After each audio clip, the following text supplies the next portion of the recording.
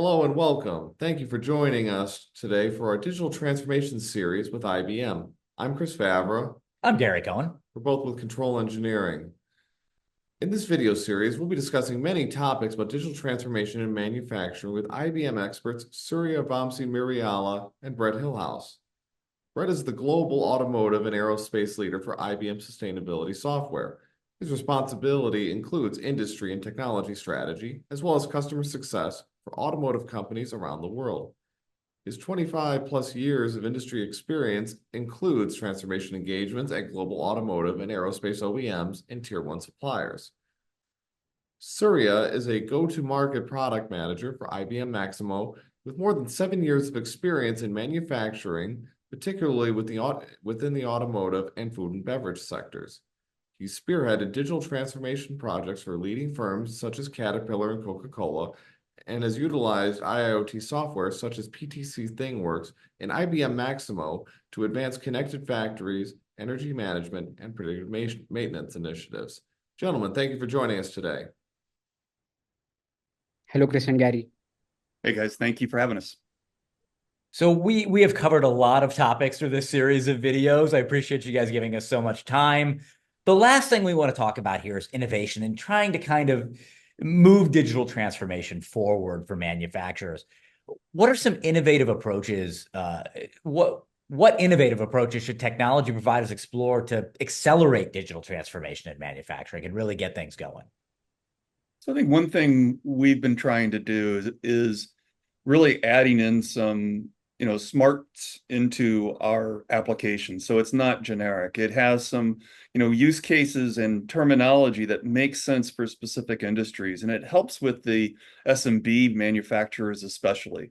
So there's assistance that we are doing, but it's also just being able to have a set of terminology that makes sense in that particular market. So that, med devices is completely different than aviation. That is completely different than, automotive. They have different requirements and there's different, legal and regulatory issues they have to deal with. So us putting more and more effort into ensuring our product talks to the actual folks that are out there and making it much easier for them to adopt the technology is a big part of our focus. Yeah, to add to what Brett has said, in an SMB industry, you can actually, POC is a very powerful tool. So since the continuous operations happen there, so when you do a POC, you realize a value. Integration is the most powerful tool there. You cannot have a data silo. So data silos is the barrier that we can break with innovation by bringing in the functionality of integration where you can eliminate multiple touch points for the people out there. So there'll be a single unified interface where the operators or the supervisors, whoever it is, can take a data-driven decisions or an actions. And that's how innovation plays a very powerful role in improving your productivity as well as the output. Now, we've talked in other videos, we talked about generative AI, we've talked about sustainability, ESG, the workforce gap, the skills gap, digital skills, trying to upskill our workers. There's so much that lies ahead for digital transformation in the engineering and manufacturing world. What do you see as the future for digital transformation? What can companies do to take that next step forward into this great unknown? We've seen some movement on digital twins and really keeping the manufacturer of the maintenance of the equipment that we're using on the manufacturing floor, having them more closely tied. So I think that's an interesting one. We've done a fair amount of work with partners in this space, such as Siemens, on being able to tie together really the knowledge and the correct and best possible maintenance procedures, the right operations of the equipment, always having the latest information on what is the correct spare parts today versus what was when this thing was manufactured 3 years ago. So tying together that type of a supply chain is certainly something we continue to see. It even implies, into certain owner-operator type modes around aerospace, certainly. When we see that with small startups right through to the very largest aerospace and defense companies, that's becoming more common. So it's the operations of them, and it's also the idea that a lot of this equipment's becoming, software defined. And so software transformation and keeping that up to date is also just a huge part of the change we see both on the floor as well as with the actual products that we're creating. Yeah, completely agree with what Brett had said. Looking ahead in the future, what I would envision is organizations would definitely look towards something called control tower. So you want to bring your end-to-end value chain, the visibility that you want across the value chain, not just the operations, not just the maintenance, not just the inventory. It's how innovatively you actually tie out everything and bring the visibility to your entire value chain. As I already said in my previous video, less than 30% of organizations are digitally mature. So there are still a lot of organizations which have to, fall into this category of digital transformation. They have to assess how mature they are. There are still few SMBs or top tier. I would say SMB is more specific. There are age-old assets which you cannot even connect. So the shop floor is not yet ready. You need to do your homework first. You need to do that retrofit. You need to make the equipment connectable that can be connect and communicate. So these are some things that can be taken care of. When you look forward, the future is all about Gen AI, SLMs, LLMs, whatnot. The technology is rapidly evolving, but the most important thing is the maturity levels that you are currently in. You have to assess, go from L1 to L2 maturity level, and then start adopting all these innovative technologies, and only then you can actually see the value coming at a very faster pace.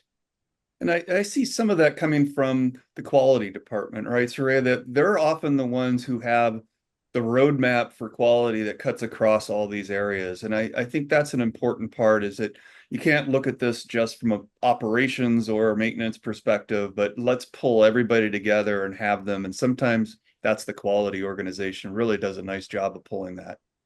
Yes, absolutely. One last question to wrap this up for us. If you have a customer or a manufacturer who is a little bit slow to adopt these technologies, it really isn't taking those steps to get on the digital transformation journey, what would you say to those people? I mean, well, I'm going to go back to the POCs. You've got to get started. We've got to prove value. So part of our responsibility and our partners' responsibilities is to be able to go out there and quickly show value. So that's got to be the first thing, is that's on our back, and we got to get out there, find the right use cases. Sometimes it's as simple as, like with the machine vision capabilities around our AI capabilities, walk out on the floor and find a use case and say, hey, if I can show you value here by tomorrow, is that something that you're interested in? Is that something that would be of value? And we can go out there and we can do that kind of thing. So walk out on the floor, find some operations you can improve, and our teams are ready to go do that today. I completely agree on that. And I would call, in a simple one word, I would say ROI is the key driver.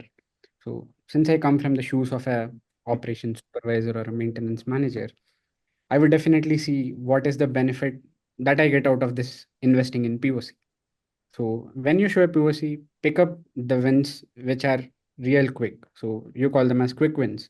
You show the quick wins, you show the ROI, you go back to your management and tell, this is what I realize in this much of period, and that has to be real quick. So identify those kind of impactful use cases, generate some ROI, go back, convince your management, and then scale. Scalability and integration are two key things that you have to take care when you try out this POC. You cannot leave that POC as a silo. You have to scale it up. You have to integrate with other value chain areas that you have within your functions. So, that's what I would say is key to, adapt and integrate and scale. Sorry. Love it. Great information. Surya, Brett, thank you so much for being with us today and spending so much time and offering your insights. Thank you very much. Appreciate it, guys. Welcome. Thank you very much, guys. If you guys enjoyed this video, please like and subscribe to our channel, Control Eng TV, which has additional interviews with thought leaders and experts. You can also find a link to our control engineering website for additional content. I am Gary Cohen. Chris Favreau. Thanks so much for watching.